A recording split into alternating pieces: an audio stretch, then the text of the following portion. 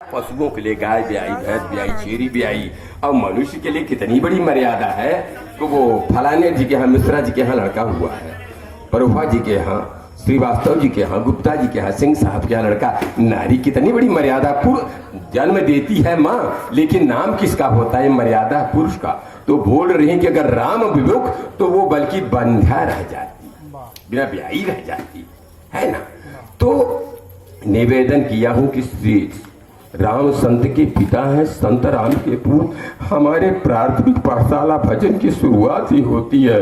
हम गाते तो है बढ़िया, तबला में नादी दिन्ना हारमोनियम में सारे गामा पाधा निधि, क्या सीताराम सीताराम संतन के पग लाग रे तेरी बिगड़ी, ये तो गा लेते हैं। पर बिना संत सदगुरु के ज्ञान नहीं होगा कि संत का यहां से अपने कल्याण के लिए कहा। उदाहरण दे के बताऊंगा। संतन के पग लिखा है, उनका चरण छुए। एक घटना बताऊं, आपके बहुत नजदीक के उनके शिष्य जगत गुरु स्वामी वल्लभाचार्य जी यहाँ कई बार आ भी चुके हैं। गुरुदेव भगवान पूज्यपाद स्वामी श्री राम हर्षण दास जी जो आपके क्षेत्र में जन्म लिए, और अयोध्या जी में 1 घंटे के लिए पट खुलता था तो सारे संत आते थे चरणोदक लेने के लिए। नृत्य गोपाल दास जोगेरा जितने उनसे वरिष्ठ वो भी आते थे। तो सरकार जब गृहस्थ जीवन में रहे तो जब कोई संत दिख जाए तो सरकार जाके साष्टांग दंडवत करे और घर में सूचना दिलवावे तो आपसे दिलवावे। ये आप जानते हैं वहां की बात हिसाब इसलिए बताता हूँ उस रस की। तो जो सूचना लेके जाता था, जो सरकार की जीवन संगिनी हमारी माता जी थी, उसका चरण थाली में, अरे वाह वाह आपने सूचना दिया कि संत आ रहे हैं। यहां से भक्ति की पाठशाला चलती, उसका चरणामृत लेती तो वो पांव झिटक रहा है। एक बार की घटना है कि एक संत भेष बना के इसे आए, ऐसे पर श्रीवास्तव थे। तो सरकार का तो नियम था संत भेष में कोई आ जाए, टीका तिलक त्रिपुंड कुछ लगा के। तो महाराज जी सरकार चरण धोते थे, चरणामृत लेते थे। तो जब वो चरणामृत लिए संतों का, तो सारा संसार उनका चरणामृत लिया, पूरा संसार उनका चरणामृत लिया। जिसने संसार का चरणामृत लिया, संसार उसका चरणामृत लिया। तो एक बार मेरे गुरु भाई वरिष्ठ बड़े राम जोगेरा के मिश्रा जी, ये सब हरिगोविंद दास जोगेरा, साचरी जोगेरा, ये सब बैठे थे। बोले सरकार आपका ये नियम जो है बताइए, वो लाला जाति में जन्म लिए हैं उनका भी आप ए भाई सरकार उत्तर दे दे। भाई चुप रहो बंद करो ये सांसारिक बात। हमारे सामने संत भेष में आए, हमने संत का चरण धोया है ना, हमने बामन का धोया, ना लाला का धोया, ना ठाकुर का धोया। तो जब ये निष्ठा हमारे अंदर आ जाएगी, जब कसने लगेंगे कि छोटा संत है कि बड़ा संत है मेरे ठाकुर त्रिलोकीनाथ तो कसते ही नहीं है। वाह वाह, ज्ञान अखंड एक रघुराया। लेकिन जो उनके चरणों में माथा टेक देता है, तो कहने का मतलब ज्यादा लंबा न हो, हम सब अपने कल्याण के लिए, हम पूजा तो बहुत करते हैं, लेकिन पूजा अगर हमारी घर में सब करते हैं, अभी गणेश उत्सव आएगा, देखेंगे कितना प्रदर्शन, कितनी साज सज्जा, कितनी सजावट, लेकिन श्रद्धा भी होती है। वो वर्णन नहीं करूंगा, टाइम लगेगा। उसके बाद नवरात्रि आएगी, जगह जगह गली गली दुर्गा जी की मूर्त।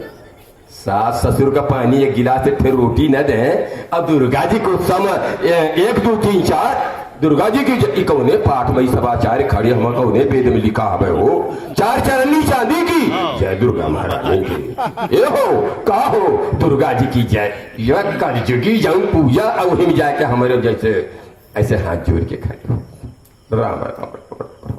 ये 12 प्रकार के जो अभिमान है, सबसे पहले देहाभिमान, फिर इसके बाद स्वरूपाभिमान। कोई यंत्र को देख करके, किसी बहरे को देख करके, किसी लंगड़े को देख करके अगर मेरे मन में ये भाव आ गया कि ये तो किसी गुरु को देख करके, सारी पूजा उसी समय भंग हो गई, सारा शुक्र तो उसी समय नष्ट हो गया।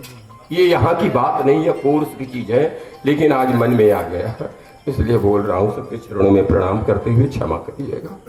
देहाभिमान, स्वरूपाभिमान, कर्तृत्वाभिमान, जातित्वाभिमान, मैं ब्राह्मण हूं, ये तो ठाकुर है, ये तो लाला है, ये तो हरिजन है, ये जातित्वाभिमान हुआ, जातित्वाभिमान। मैंने तो वेदों का अध्ययन किया है।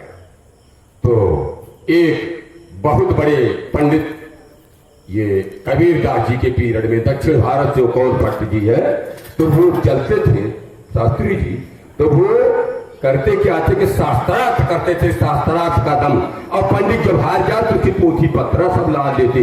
18 गाड़ियां उनके पीछे, आचार्य जी 18 बैलगाड़ियां चलती थी उनके पीछे। महाराज जी पंडितों का ग्रंथ जब्त कर लिया जाता था, हार गया शास्त्रार्थ। जब काशी जी में उनका पधारना हुआ तो सारे संत गए बाबा विश्वनाथ के पास। राम राम विद्वान बोले, विबुध भावन बोले ना, विद्या की विश्व विख्यात है काशी नगरी, लेकिन दक्षिण भारत से एक विद्वान आ रहा शास्त्रार्थ करने, और उसके बारे में जो हम लोगों ने सुना है तो हम शास्त्रार्थ उससे कर नहीं पाए, आप साक्षात कृपा कर दो।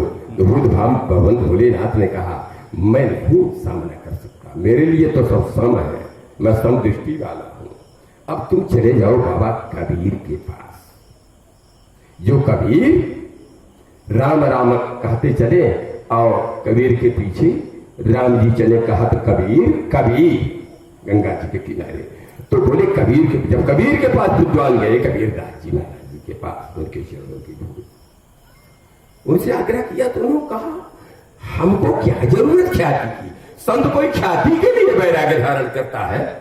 जिसने संसारिक सुख को, गृहस्थी के सुख को, संसारिक भोग विलास को जिसने बाल्यावस्था में त्याग हो गया, यानी सबसे बड़ा ज्ञानी है। हम चारों वेद स्मरण करके याद करके अच्छा बोल सकते हैं, पर वह ज्ञान मुझे प्राप्त नहीं हुआ जो श्री चरणों को प्राप्त हुआ। संसार से बच गए ठाकुर जी के केवल चरणों में प्रेम। बोले मुझे जरूरत नहीं है। संतों ने कहा काशी के, विद्वानों ने कहा काशी की मर्यादा की रक्षा के लिए कृपा कर दीजिए भगवान। कबीरदास जी ने कहा ठीक है, मर्यादा की बात आ गई है, चलो भेजो। जब वो वाण भट्ट या क्या नाम था उनका याद नहीं आ रहा है,